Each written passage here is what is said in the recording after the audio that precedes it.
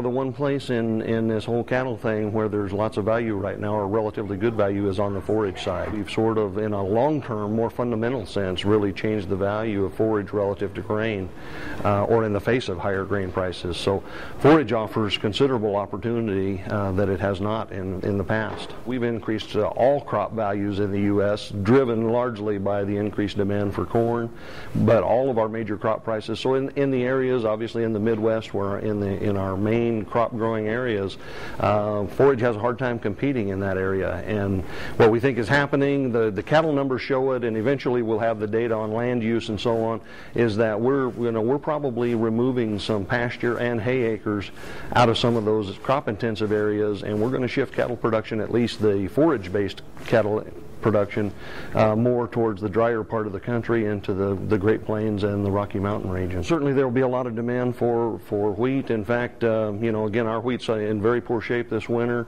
but already producers are considering that if they do manage to keep some wheat, if it survives into the spring, many of them already, I think, have seriously have largely decided that its forage value probably outweighs its grain value. And a year ago we did the same thing. Although we had a pretty good wheat crop that year, a lot of that wheat was used to make hay, for grazing, and then to make hay, and that proved to be very helpful during this last year of drought. And so the forage value of that wheat is pretty high. I've told producers for many months, and I think it's still true, the production challenges are really the heart of the issue for cattle producers. If you can produce something, and more importantly, if you can manage the cost of that production to the best of your ability, marketing is not your challenge. If you have something to sell, our markets are strong, the numbers are so tight that it suggests we're going to have pretty strong markets for pretty much all classes of cattle, certainly feeder cattle.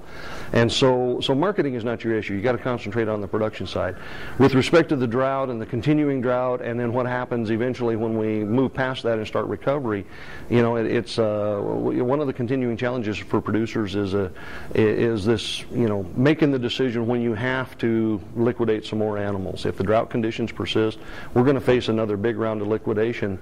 And that's something that's very difficult for producers, but one of the things that I try to remind them is that ultimately surviving a drought is a business issue, not a matter of how many cows you have. And so, you can eventually just sink so much money into trying to preserve cows to have cows at the end of a drought that you really have no business left.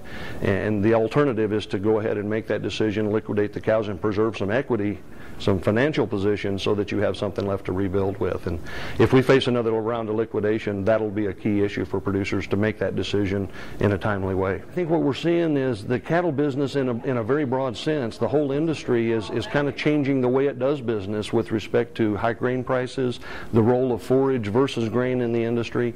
And so yes, we have ongoing programs to look at that and to show producers that really there's a wider range of opportunities at both the cow-calf and stocker level in particular in terms of utilizing forage, and that's going to be, it's something that hasn't really existed. Our cattle industry that we know today evolved over many, many years of very cheap corn, and that had a big influence on the way the industry was structured.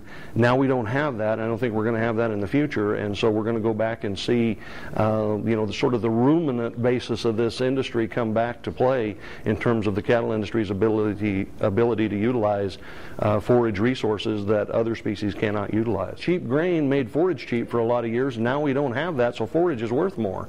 And so there's more opportunities, there's really more potential return to forage-based resources, pastures and so on, today than there has been in a long time. And so it opens up a whole new world of opportunities for producers who recognize that, make the changes to capture that value, and really it's probably easier to capture that value today than it has been for a long time.